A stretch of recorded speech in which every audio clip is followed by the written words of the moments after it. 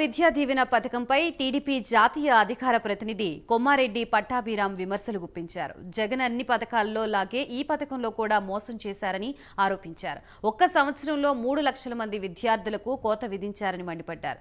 ప్రతి విడత సుమారు 700 కోట్లు చెక్లు చెల్లించాల్సింది 584 కోట్లకి ఎందుకు పడిపోయిందని ప్రశ్నించారు. ఇప్పటికే 4 విడుదల పెండింగ్లో ఉందని పట్టాభి అన్నారు. ఈ విద్యా సంవత్సరంలో మొత్తం 4 విడతలు చెల్లించాల్సింది 1 విడత చెల్లించాడు. ఇప్పటికి ఇంకొక 2 విడతలు బాకీ. ఇక 4వ విడత అంటారా, సరే ఎన్నికలు వచ్చేస్తాయి. సో ఎన్నికలు వచ్చిన తర్వాత ఎవరు మాత్రం చేయగలిగింది ఏం లేదు.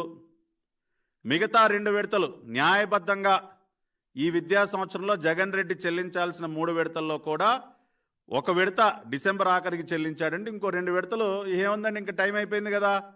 ఇంకొక నెల 15 రోజుల్లో నోటిఫికేషన్ వస్తుందని చెప్తున్నారు.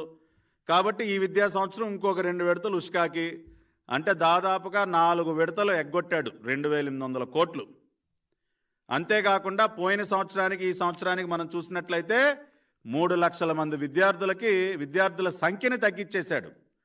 11,03,000 మంది ఉండాల్సినటువంటి విద్యార్థుల సంఖ్య కాస్త 8,09,000కి కోత పెట్టాడు. 3 లక్షల మంది విద్యార్థులకి కటింగ్ పెట్టాడు.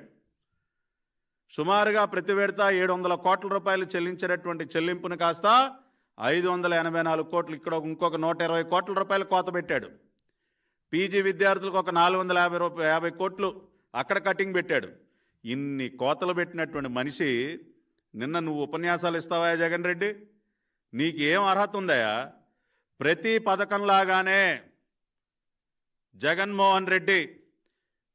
జగన్ రెడ్డి యొక్క జగనన్న విద్యా దీవెన కూడా ఒక మోసకారి